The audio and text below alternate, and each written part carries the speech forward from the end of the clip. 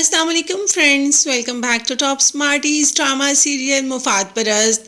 अब तो जैन बेहद गुस्सा हो जाता है मेहरू पे कि मैंने तुम्हें पहले भी कहा था कि तुमने सलमान से नहीं मिलना। उस दिन भी तुमने सलमान का हाथ पकड़ा और मैंने तुम्हें मना किया था।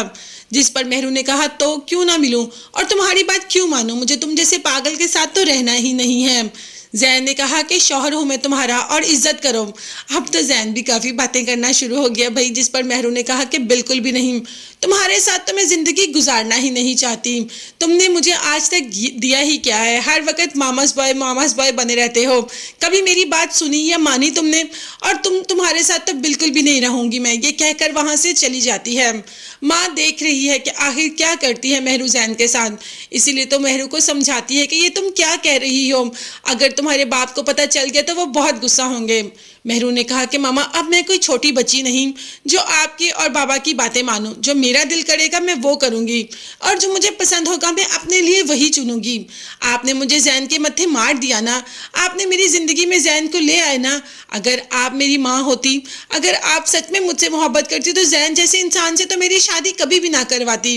अब ये सब कुछ जैन तो सुन ही रहा होता है।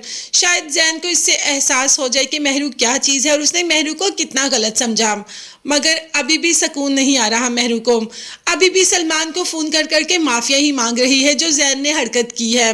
माँ ने कहा कि तुम फिर सलमान को फ़ोन कर रही थी, तो मेहरू ने कहा कि हाँ कर रही थी और करूँगी, क्योंकि मैं सलमान से मोहब्बत करती हूँ और जैन से तलाक लेकर मैं सलमान से ही शादी करूँगी। अब सलमान तो ये सब फ़ोन पे सुन रहा होता है और यही तो वो चाहता था कि जैन के सामने मेहरू की सच्चाई आ जाए। खैर मेहरू भी गुस्से में सब कुछ बोल गई कि सिर्फ और सिर्फ सलमान से मोहब्बत करती हूँ और उसी से शादी करूँगी और जैन के साथ तो अपनी ज़िंदगी बिल्कुल भी नहीं गुजार सकती। जबकि जैन सब कुछ सुन रहा होता है और उसे इस बात का अंदाज़ा हो गया कि माँ उसकी बिल्कुल ठीक कहती थी।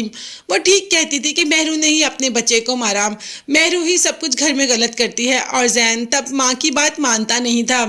आज माँ की बात मानने के लिए तैयार हो गया, क्योंकि अब उसके सामने सारे हालात आ गए। अब तो शायद माँ के पास वापस भी चला जाए। बात करें ज़ारा और हादी, तो ज़ारा और हादी की ज़िंदगी में एक बार फिर से खुशियाँ लौट आई। अब तो इन दोनों की शादी की डेट भी फिक्स हो रही है और ज़ारा और हादी दोनों एक दूसरे का साथ पाने के लिए बेचैन हैं और बहुत ज़्यादा खुश हैं।